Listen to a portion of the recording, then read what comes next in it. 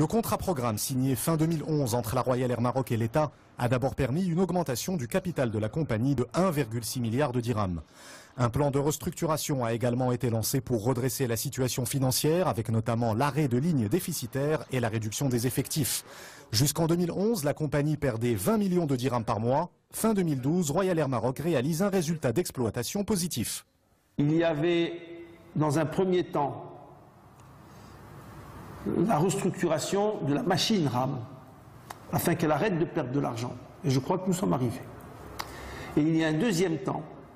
C'est à partir d'un outil rajeuni, bien musclé, bien agile, pouvoir trouver les pistes, les projets, les stratégies de développement et de croissance qui font que la RAM ne restera pas une compagnie moyenne avec 50 avions, mais devra se développer pour atteindre, vers 2025, une centaine d'avions.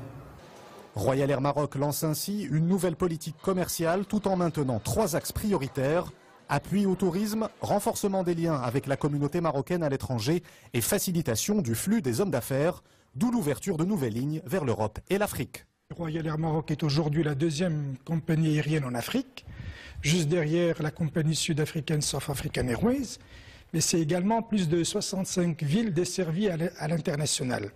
Ce qui est également très important, grâce à cette stratégie, c'est que Casablanca et le Maroc sont devenus une véritable plateforme aéroportuaire.